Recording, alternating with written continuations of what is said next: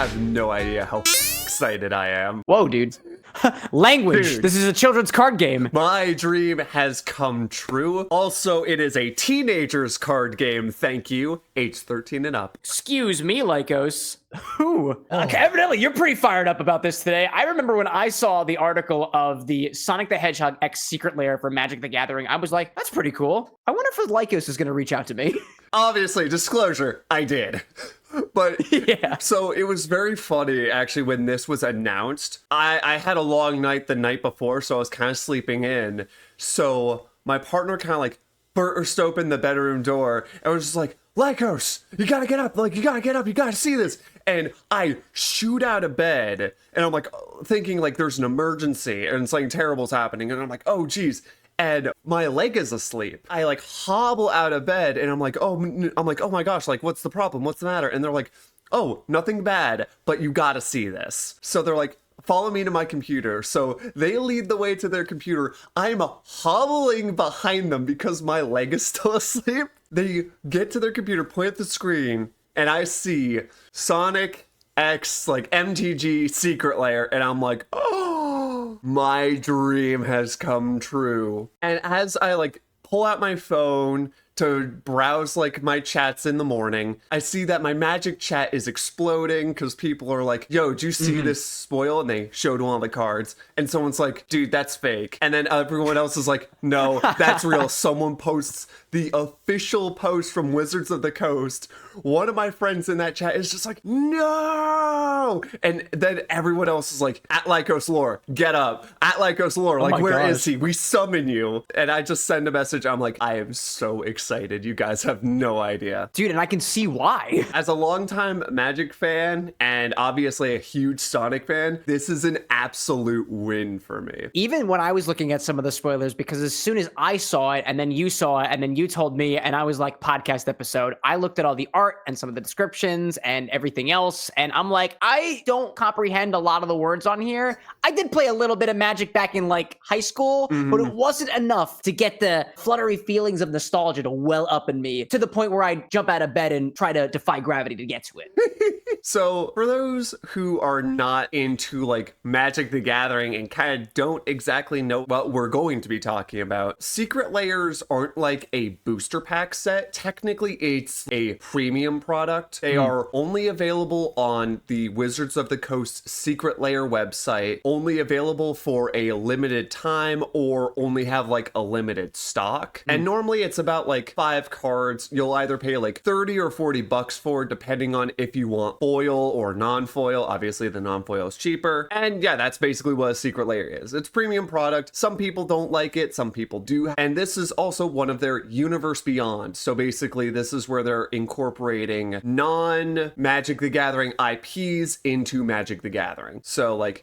we have Sonic now, which is what we're talking about, but we've also had The Walking Dead. That was their first instance. SpongeBob, Warhammer 40,000, Lord of the Rings, Final Fantasy, all across the multiverse of IPs. There are 3 different Sonic Secret Lairs we're going to be talking about. We're going to talk about them from, in my opinion, least exciting to like most exciting. And then I want to share some like thoughts and theories afterwards. I have a quick question on how the Secret Lairs work here. I'm seeing on the spoilers site that there are, looks like 3 different sets, it looks like. Yes. And it looks like you can get one of each card in the set as foils or non-foils. Correct. Is it that if you pay the price for the foil, are they all foil cards? Yes. Or is it just like one of them? That's nice, at least. I like that. Okay. Yeah. When you were saying that there's usually only like a couple of cards, I looked here and I was like, there's like at least over a dozen of these things. Like, do you get all of them? Like, no. If you want, it looks like every single one of these cards, you're paying almost $100, sometimes over $100 if you want the foil ones. Yeah, like Secret Lairs can get really expensive, and like I know a lot, like some people don't like them because it's like, oh, it's premium product to a already expensive hobby. But for me, like sometimes like they have like really good artworks, because for Secret Lairs they'll like hire really good artists. One of my favorite was they had one of the people who did artwork for like Metal Gear Rising Revengeance. I'm not a Metal Gear person, I've never played the games, but the artwork was just phenomenal, and I'm like, I need that in my collection. And it was good cards too, so that's a win-win for me, because whenever I look at them, I always kind of go like, how's the art look and what are the cards themselves? Unless it's like an IP that I'm really into, in which case 9 times out of 10 I'm like, I'm all in. You're a true card connoisseur. Yep, I have a pile of Secret Lairs I haven't used yet, like this thick. I collect them because I'm like, oh, the art is so cool, and then I'm like, I don't have a place for these guys yet. I'll find a spot. Give me time and I'll have a spot for it.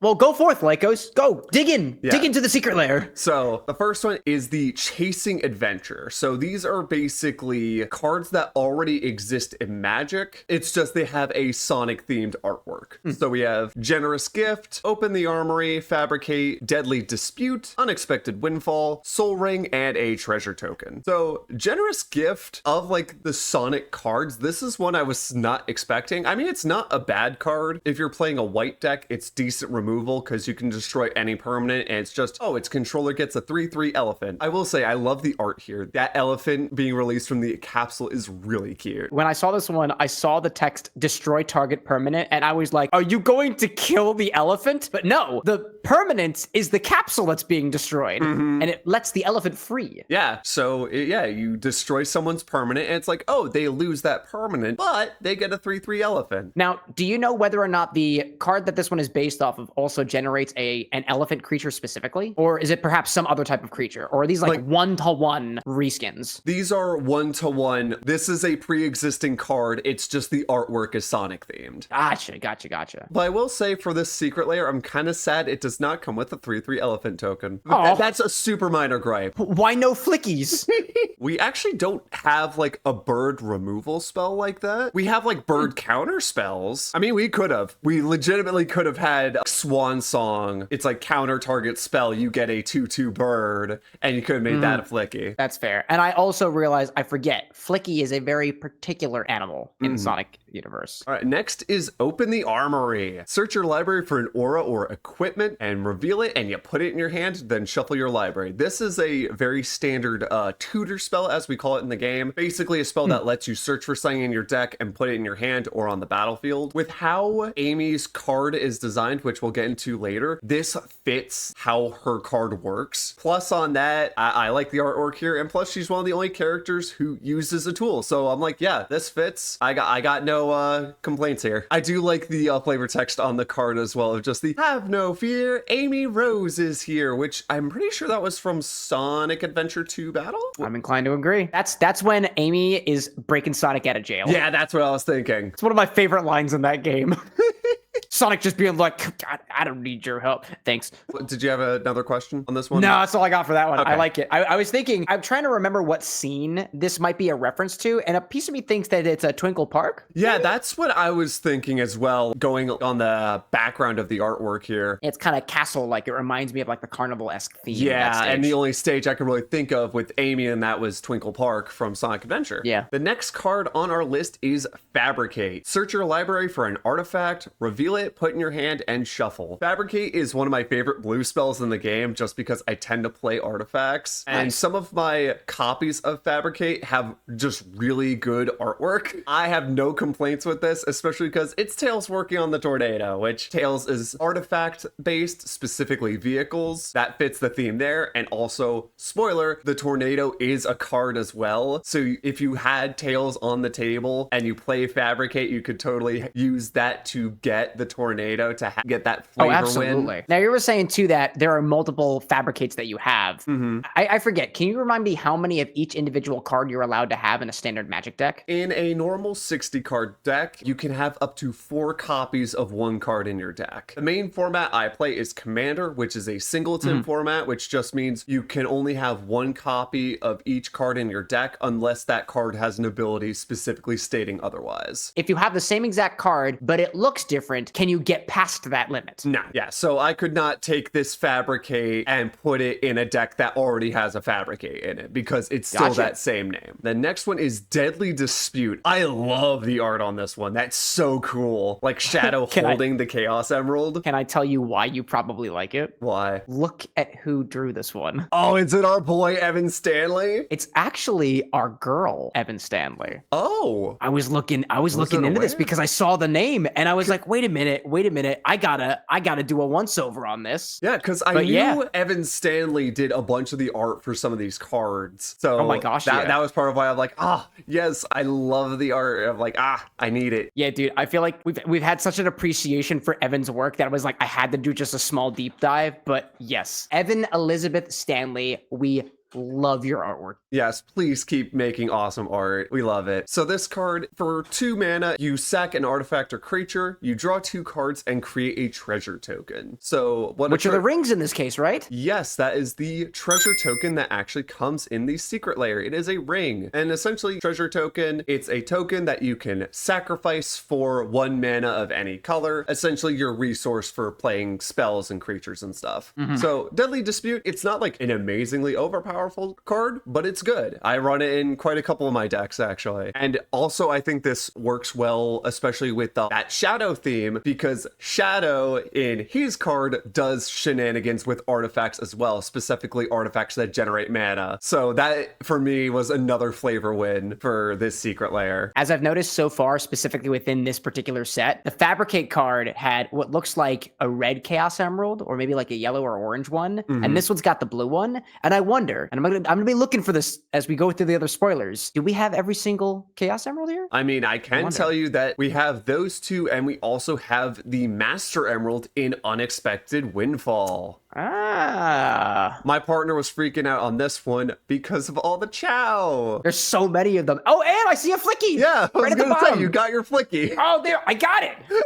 Unexpected Windfall is also like not an amazingly powerful card, but it's still pretty good. For 4 mana, you play it, you discard a card, draw 2 cards, then you create 2 treasure tokens. Card draw in red, honestly, card draw in general is always good. Some colors it's easier to do than others. And not only that, it also works well with how Knuckles works in this game. So again, more wins, and the art is great. I got no other notes. I know I only brought up like 1 flavor text of these cards so far, but I love like all of the flavor texts here. And I'm willing to bet you can like go through and find like where in the games they say these lines, because the one here for Knuckles, that's his like intro monologue in Sonic Adventure. Going back to what you were saying about how like this card does well with Knuckles' card, which I assume that we'll be going over later. Is that typical, do you find, in Secret Lairs or specifically small sets where cards that have similar art tend to work well with each other? This is the first instance where we've kind of had something like this, because normally how it is for like a Secret Lair is like if they want you to like use the cards together, all of the cards in the one Secret Lair will like either share a color or like share like some kind of theme like that. So this is actually kind of neat that technically it's a separate secret layer, but they like do pair with the legendary creatures they represent in the friends and foes secret layer that we'll get to in a little bit. Of these, the one that actually kind of doesn't really fit the theme too much is the generous gift, because Sonic doesn't really destroy stuff. Except for capsules, apparently. Yeah, except for capsules. The last card in this secret layer is Soul Ring. This is a staple in Commander. It's a 1-drop mana rock, as we call it. You can tap it for 2 colorless mana. The artwork on this is so cool. It also confuses the heck out of me, because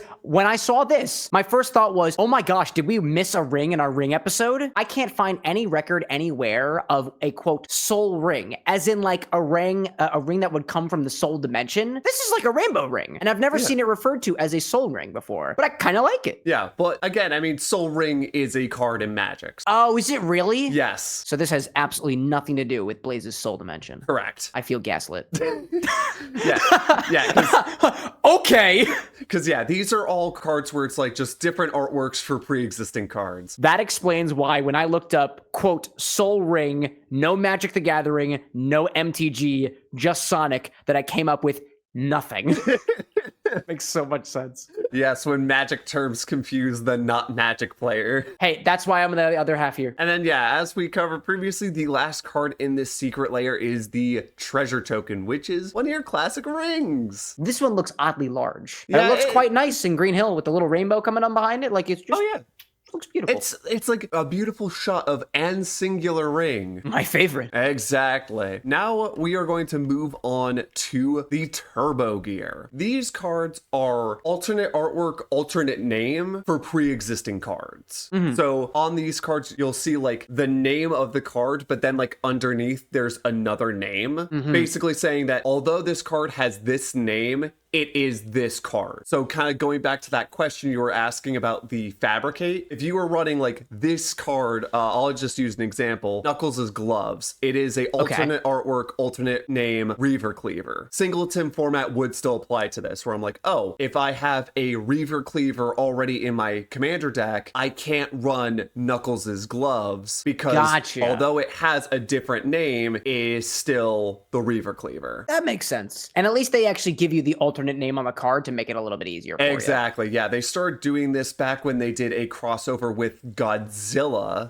Ooh. Back in it was like 2019, 2020. So let's jump right into the Knuckles' Gloves. Reaver Cleaver. This card is kind of nuts. So equipped a creature gets +1/+1 and trample, and when it deals combat damage to a player or planeswalker, you create that many treasure tokens. That is really strong. I see the white emerald back there, top left corner. Okay. I've been keeping track. Thank you. This card actually used to be like pretty decent money. I don't know if it still is. I know at absolute minimum at one point, this was like a $20 card by itself. Going into the financials of this Secret Lair, which I'm not really going to be covering that, but I just think it would be fun to talk about. If you're buying like the non-foil version of this set, so that'd be like $30, that one card almost pays for the entire Secret Lair right there.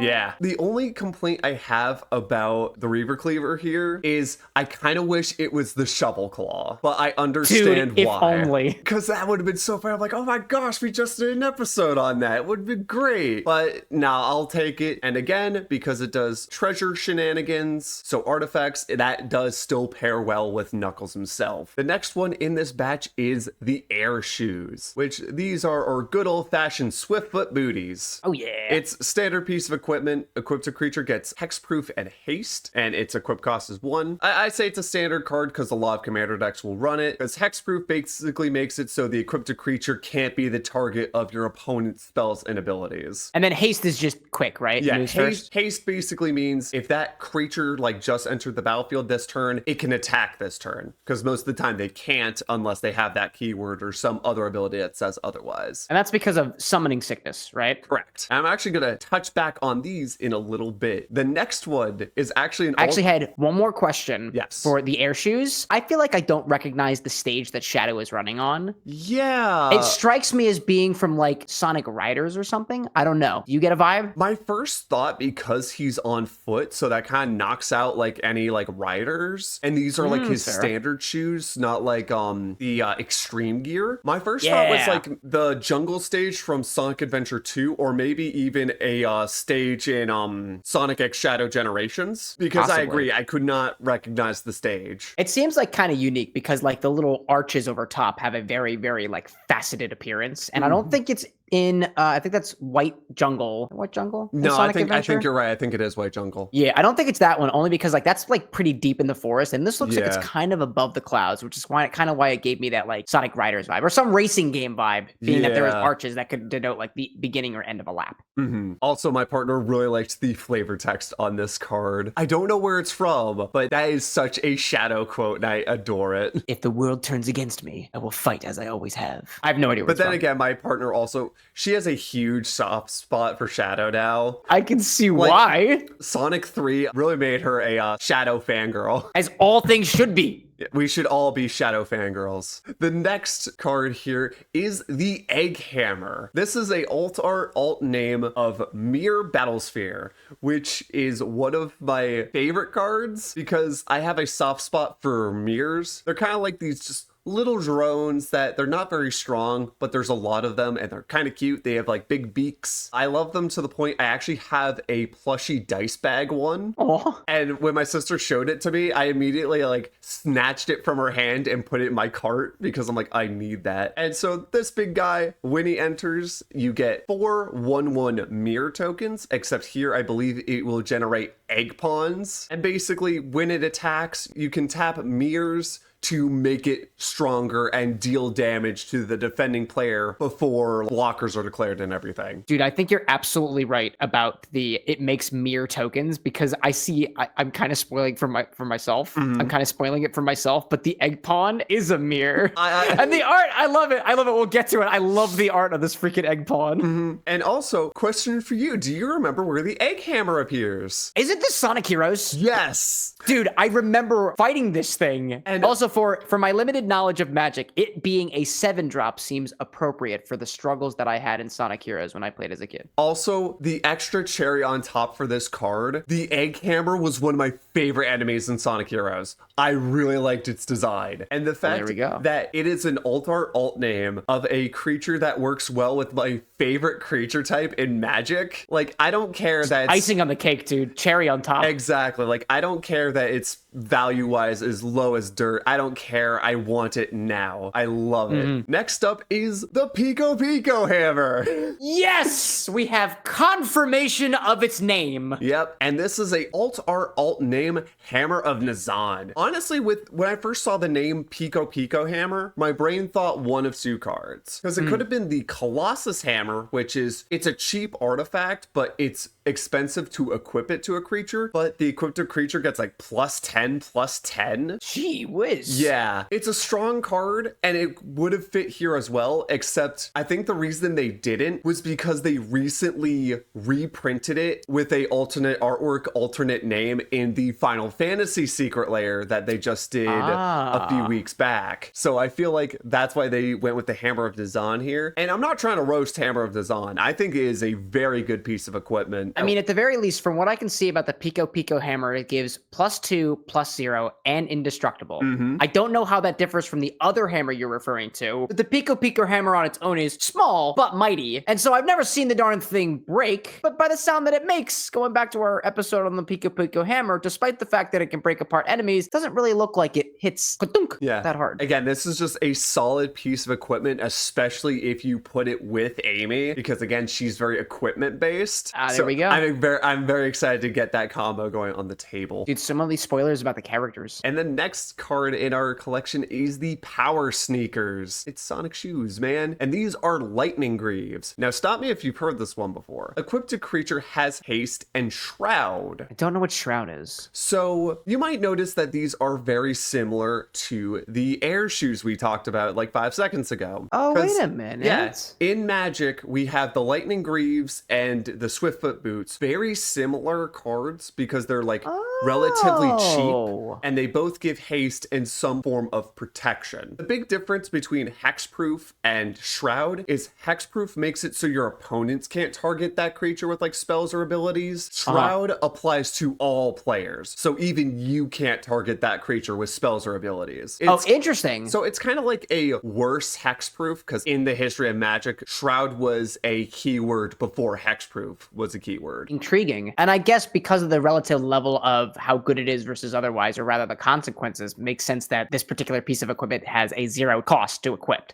Because it's kind of a detriment too at the same time. Yeah, and I also love the fact that they made these like Sonic shoes and Shadow shoes where it's like they're so similar but just different enough. Also, I like the idea of Shadow being the one that can't be targeted by spells, and then Sonic being the one that nobody can catch him. Can't catch him. He's the Ginger Brute. That's a Magic joke. I do love Ginger Brute though. He would actually go along great with Sonic. And what if Ginger Brute was wearing the Power Sneakers? I mean, he would gain Shroud because Ginger Brute already has haste. A little redundancy doesn't hurt the recipe. And the last real card in this Secret Lair is Tornado, Sonic's Biplane, which is a alternate artwork, alt name for the Weatherlight. So when it deals combat damage to a player, you look at the top 5 cards of your library. You may reveal a historic card from among them and put them in your hand, and the rest in the bottom in a order, and it has Crew 3. So this is a vehicle card, and essentially how it works is when you play it, it's just an artifact, but you can tap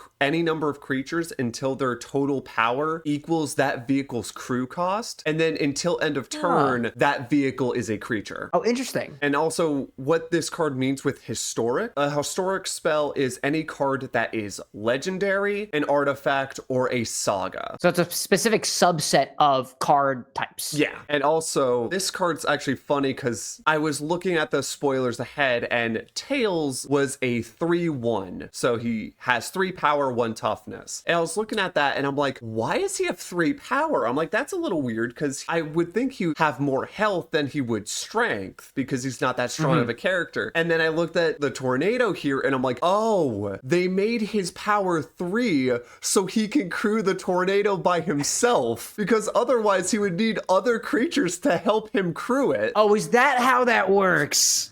I thought about That's that, kind of funny. and I'm like, oh, that makes sense now. Okay. It would be kind of wild if they made it in such a way that Tails couldn't pilot his own biplane. If he couldn't pilot his own plane by himself, I could see people like hating it because they're like, oh, that's not accurate, but also loving it because it's hilarious and dumb. Now, by that same standard, and I know we'll talk about Sonic in a bit, because his power is 2, he would need somebody else, right? Correct. Like Tails, for example. Exactly. And then the last card in this one is the Egg Pawn token, which is an alt name mirror. No notes. It's perfect. I already want 100 of these. It's great looking, dude. It's just the irony of the egg pawn running it. Like he's about to fall into the hole. He's so derpy, and I love him. Would you say that mirrors are equivalently as derpy? I would say they're pretty derpy. They're just little guys. What does a mirror even look like?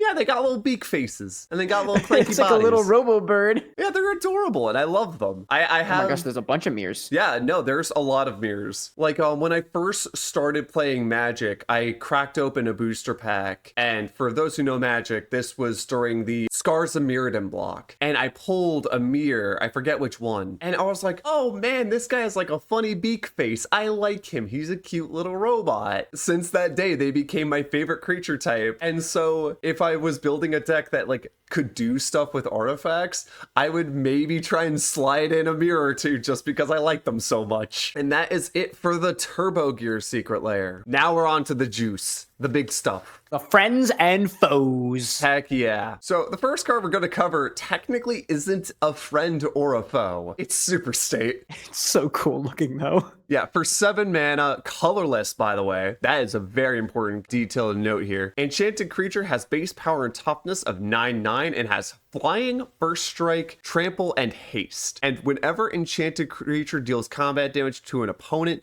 it deals that much damage to each other opponent. That is huge. That's wild. So that means if you hit your opponent, not an opponent's creature, just an opponent, like another player, yeah, you can deal the same amount of damage to everybody else. Yeah, so Commander is traditionally a 4-player format. So yeah, that is, if you hit one player with a creature with Super State, that will deal that same amount of damage to every other player. Man, I feel like that gives kind of an unfair advantage in unbalanced game where one player is at a lower position than the others and has, let's say, a completely clear field. Mm-hmm. Because then you could just spam them for attacks and everybody else basically has no defense. Yeah, situations like that aren't always common. If you are in a situation where you can hurt everyone by just attacking the player with no defenses, that is absolute gold. And the fact here with Super State that it is colorless, you can put this in literally any deck. Super State OP? I wouldn't say it's overpowered per se, because 7 mana is a decent amount of mana. But yeah, for certain decks like Voltron, which is basically you take one creature, load it up really big, and that's basically your win condition. Just hit everyone with a really big creature. This is absolutely huge. So I'm expecting a lot of fun stuff with Super State. It also begs the question, like, can you combine Secret Lairs together? Yeah. I love the idea of, didn't you say there was a SpongeBob set? So what we are saying is I could have SpongeBob on the field,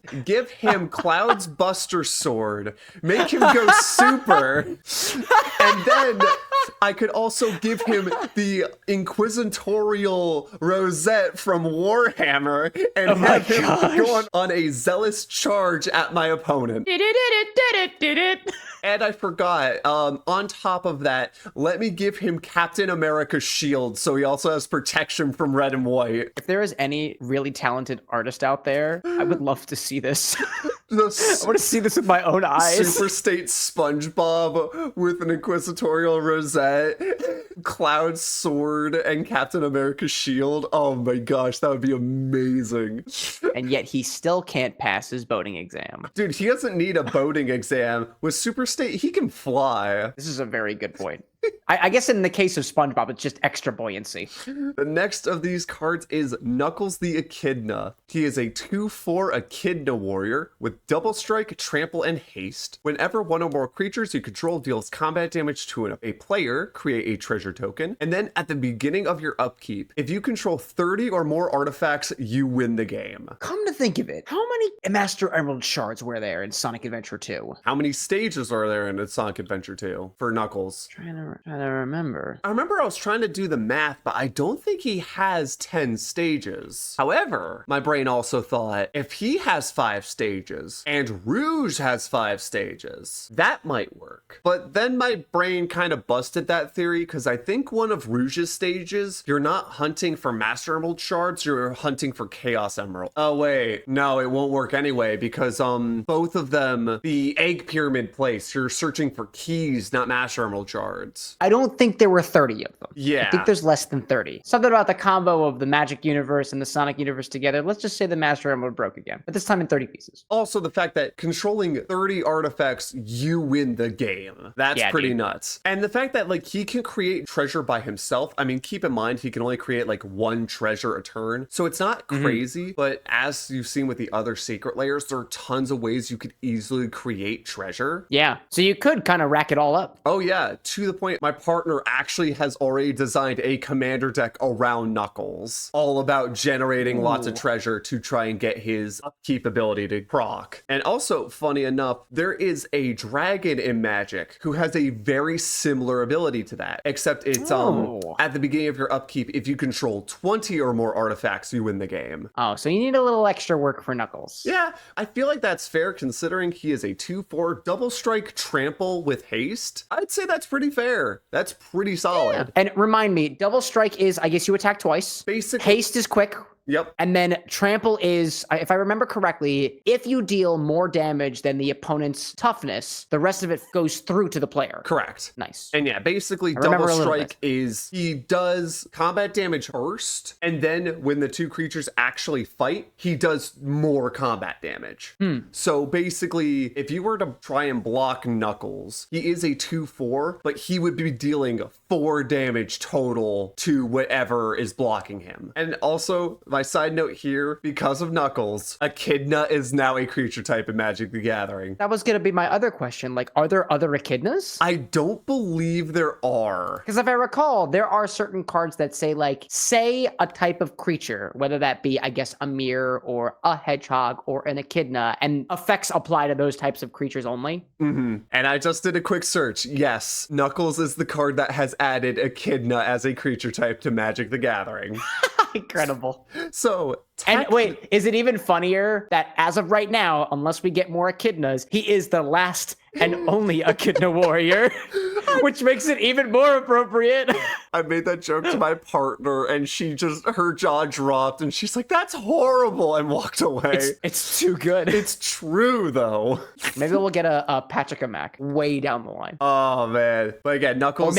Or maybe there are more Echidnas. You just don't know it yet. Technically, in Magic, we have cards with the ability Shapeshifter. And creatures that have that ability are every creature type.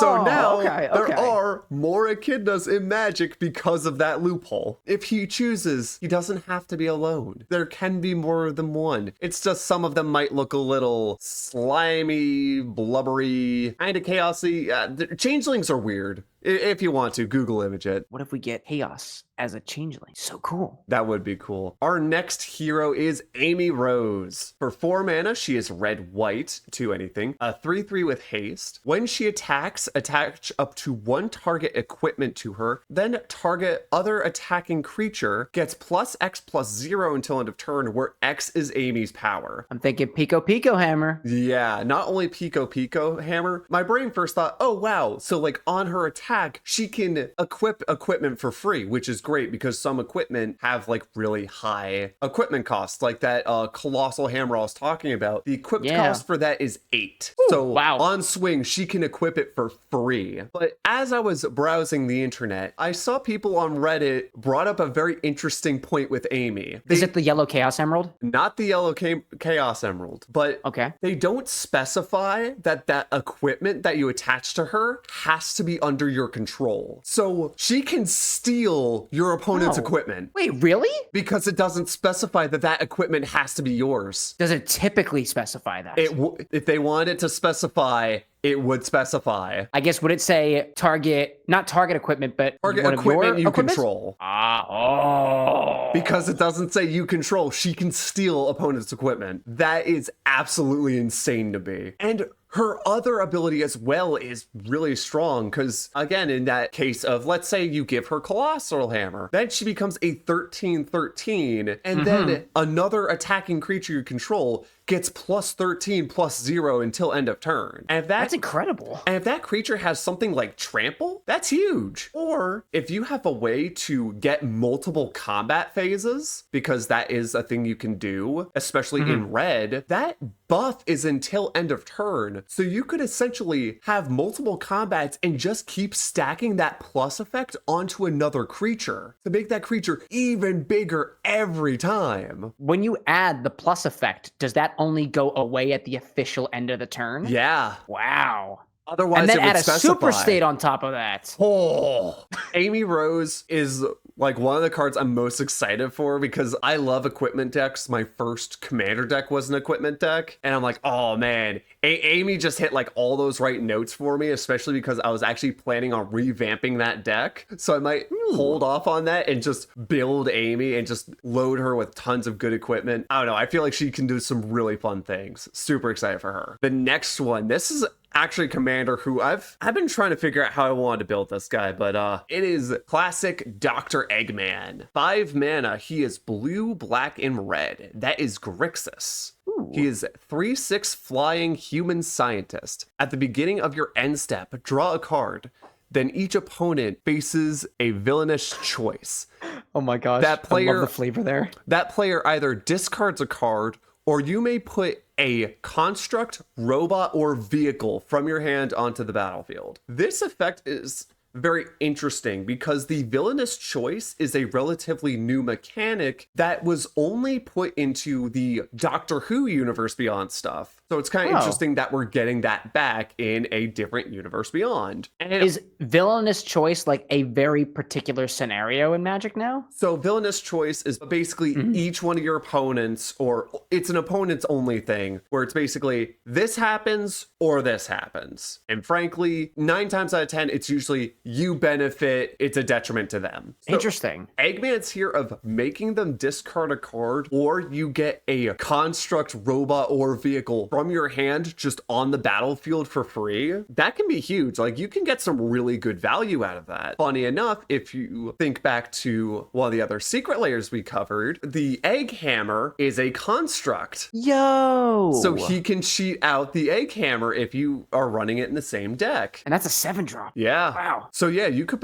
potentially get like a 7-drop out turn 5, because for Eggman's villainous choice to trigger, he doesn't have to do anything. It's literally at the beginning of your end step. He doesn't have to swing, doesn't have to damage, nothing. And to your point, you're saying that you can get it out turn 5 because Eggman's cost is 5, and you would typically have 5 mana on turn 5 versus turn 7 when you would perceivably have enough to send out the Egg Hammer. But in this case, it's too early. But if you're at turn 5 already, 2 turns early is a lot. Yeah, no. It's almost half the game. I love the fact that it's a construct, robot, or a vehicle. It all makes sense to me. Robot is kind of funny for me as well because it's a slightly controversial creature type in Magic because it was originally introduced in the Warhammer 40k Universe Beyond because there was a creature that made robot tokens. That was the first instance we saw the robot creature type. But then we added more of it in other Universe Beyonds, mostly Transformers, because obviously they're all robots. But one of the most recent Magic sets, this is a in-universe set, had robot as a creature type. And some players players were not crazy happy about that because they're like, oh no, like robots and sci-fi are in my fantasy card game. I like robots, I like constructs, I like golems. I got no complaints here. Evidently, some folks just have a problem with the AI taking over. Yeah, I will say I do want to build Dr. Eggman. I'm just having a hard time figuring out how I'm going to build it in my head. Could you just like a bunch of tokens? Just a bunch of egg pawns? You could, because the problem is like the egg hammer / mirror battle sphere. That's the only mirror that's like a construct, because most mirrors are just mirrors. So you would be able to get them out with his effect. Okay.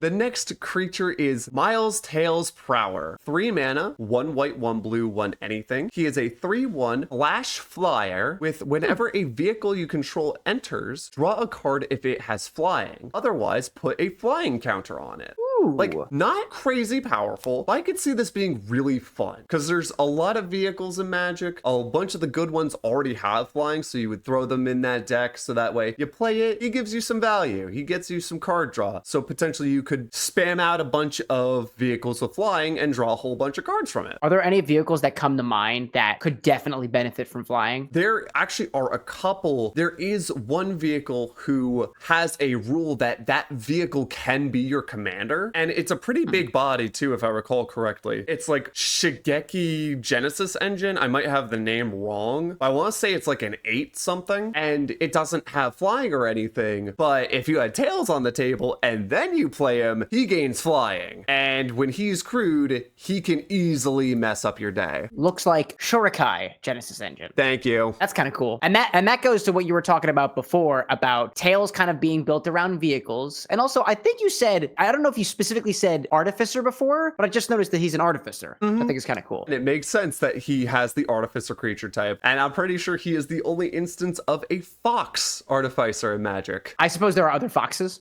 Also, I like the fact that he has flash. Basically, what that means is you can play him essentially at any time. Oh, like an instant. Yeah, literally instant speed. Gotta say, it's gotta be a reference to how when Tails dies in Sonic Adventure 2, he just like zips back. For colors, haste is not really a white or a blue thing. So it wouldn't really work to give him haste. And having haste or flash, so why he has flash, works with Sonic, which we'll cover actually in a little bit. Because next is Shadow the Hedgehog. This guy. In Radical Highway, dude. I know, I love the fact that Epic. he's in Radical Highway. He is 4 mana, 2 black, 2 red. He is a 4/2 with haste. And whenever Shadow the Hedgehog or another creature you control with flash or haste dies, draw a card, and then chaos control. Each spell you cast with mana generated from an artifact gains the ability Split Second. This is huge. Really? So Split Second, basically, if you play a card with Split Second, no spells can be played on top of this. No spells or abilities can be played in response to this. This is in reference to the stack, right? Yes. What that means is basically, if you cast a spell with mana generated from an artifact, your opponents cannot counter it, and they cannot do anything immediately in response to it. Right, because you can't play anything on top of it, which means you can't respond to it. Unless, I guess, it also has split second. No. No, not even? Not even. Wow. Yeah. The moment people were looking at Shadow, they're like, oh, wow, we see like CEDH, which that's like competitive, EDH, which is commander. They're like, yeah, he's got huge potential for that just because that is such a strong ability. And red and black can easily generate treasure tokens or just have artifacts to generate mana. So that way you can basically make it so your opponents can't immediately interact with like any spell you play. Because in Magic, basically any card that is not a land is a spell. Gee whiz. So basically, Well, like they can't counter your creatures, they can't counter your instants or sorceries or other artifacts. Yeah, it's just nuts. So that brings up the point too that I guess these secret lairs are totally competition legal. They are legal in commander format. Although there is like CEDH, there's not like a tournament scene for it just because like commander is a 4-player pod traditionally. So it's hard to do like a traditional tournament where each game is a group of 4 people.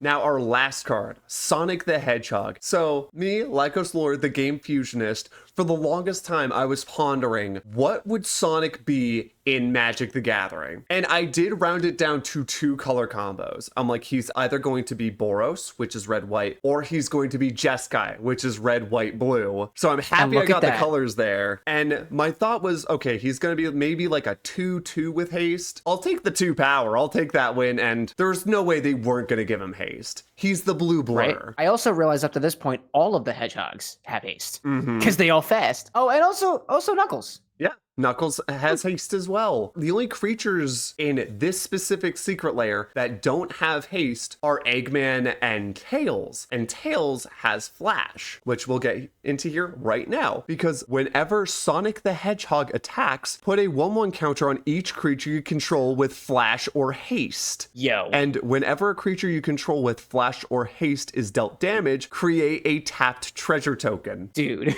So that makes so much sense. So yeah, the reason Tails has Flash is that way if you put like Tails, Knuckles, and Amy all in the Sonic the Hedgehog commander deck, they would all benefit from his on-swing effect. Also, the funny thing here is when any of them would be dealt damage, you get a treasure token, which in that other secret lair is the ring. Was the ring! And when they get hit, they drop rings! Exactly! Oh my gosh, that's hilarious! Also, more hilarity with Sonic. Sonic is a 2/4, and if you look at Shadow, Shadow is a 4/2. 4/2. And if you also look at their artworks, they're in the same pose. Oh my gosh, yeah. And I also just noticed that everybody, except for Tails, has a red mana as a requirement. At least one. Yeah. Oh, wow. Yeah, no, you are totally right. I didn't even notice that. And another question I have is, did we have hedgehogs before this set? I want to say yes, but I can double check that. Interesting. Well, I be darned. No, we didn't. Check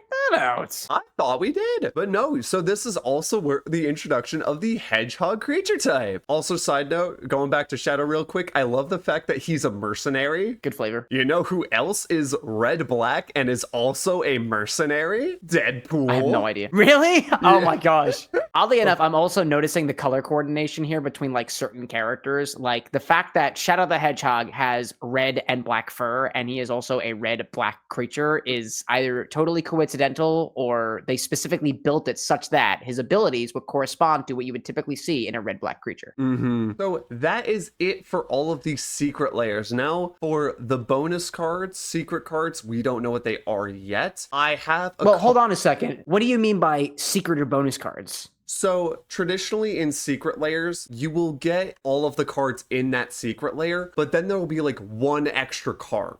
Now, sometimes it's like fixed. So like if you got that secret layer, you're going to get that bonus card, or it will be randomized. And I have some thoughts here. If they are fixed, I want to go over this one first because I need to get this off my chest. So for the Chasing Adventure secret layer, I frankly don't know what it would be. Keep in mind, these are fixed bonus cards. Which means there's only one possibility. Yeah. My thought would be something for Eggman because he doesn't have a card here. I don't know what it could be. I don't think they would do another copy of Fabricate just because they tend not to do that. Or if they did, it would be like a double-sided Fabricate, but then it would have been spoiled. I'm definitely expecting something artifact-based for him. I don't know what colors, but it would definitely be like artifact something, and it would have like a Eggman dominant art. What if it could be like his Eggmobile, like a vehicle? I had something very close to that I was thinking for the next secret layer, the Turbo Gear. So in Magic, there is a vehicle called Sky Sovereign Console Flagship, and I could totally see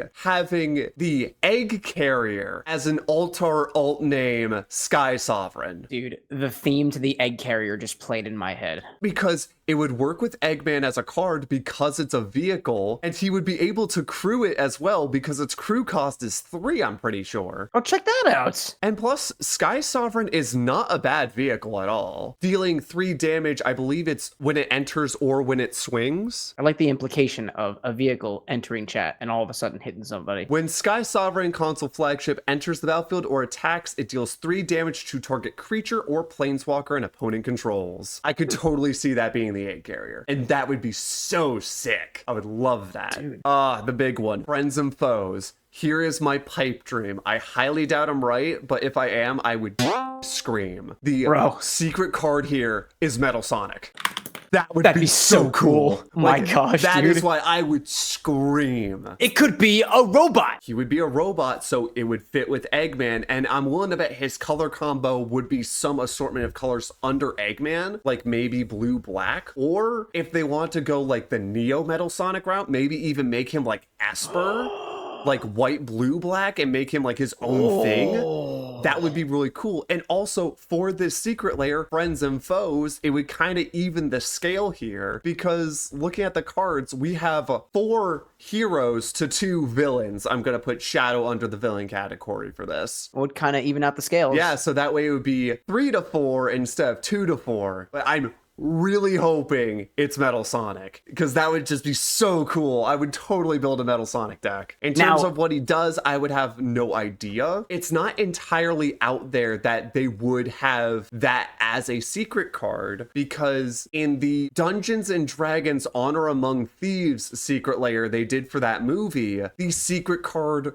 was the chubby dragon, Thunderchod, I think his name is. Ah, okay. Yeah, that was the secret card for that. Again, that was also a mechanically unique card, so it wouldn't be completely out there. Now, what do you think could be the options if they came completely out of left field? I'm assuming basically like this is if they are not fixed, if they are randomized, correct? Sure. The one that I could easily see is they have a copy of Command Tower that either has like Green Hill Zone artwork, or it is a alternate artwork, alternate name Command Tower called like Green Hill Zone. I could totally see that being one of the bonus cards. For the other 2 bonus cards, I frankly have no idea what they could be, because normally when they do like a random bonus card, it's like one of 3 you get. One is super common, one's not as common, and then there's one that's crazy rare. For SpongeBob, it was Command Tower, that was SpongeBob's house.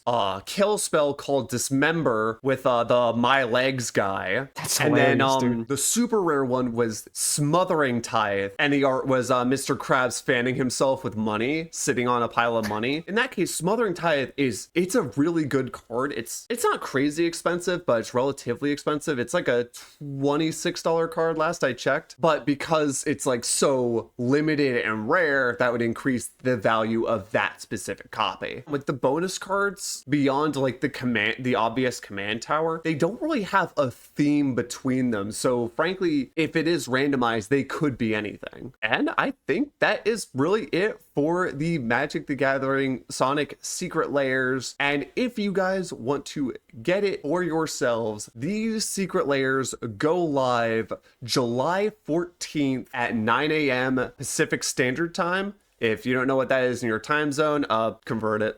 These unfortunately are going to be limited, so you kind of got to strike as soon as you can to have the best chance at getting them. Wizards has announced that in case like you miss the secret lair or they're all sold out, the Friends and Foes Secret Lair will be available at certain stores in August, I believe it was. Specifically the non-foil variant of it. Cameron, did you have any other questions or anything? If I had to pick a single card to have as my own, I feel like I just want a ring. Just one. That's all I need to stay alive. I'm gonna go with that. Dude, All I want is a ring. I want all of these. The arts are so cool. I want them in my hand, in my collection. I want to be building them. I want to be playing these cards. I want to see how they interact. I'm so excited for these, and I cannot wait until the 14th. So thank you everyone for joining us on this kind of weird episode of the LoreX podcast, because obviously this is Magic. It's not something we really touch, but Sonic as well. So that we had to touch on it. We had to talk about it, especially because I was super excited about it. It's always nice to be able to get the perspective from somebody who knows what's up. And Lycos, you absolutely know what's up when it comes to Magic the Gathering. I've been playing the game for like over 10 years now. Send help. Thank you guys for listening to the LoreX podcast. My name is Lycos Lore. And I'm Cameron with an X. And we'll see you next time. See you next time for your regularly scheduled Sonic podcast. Bye.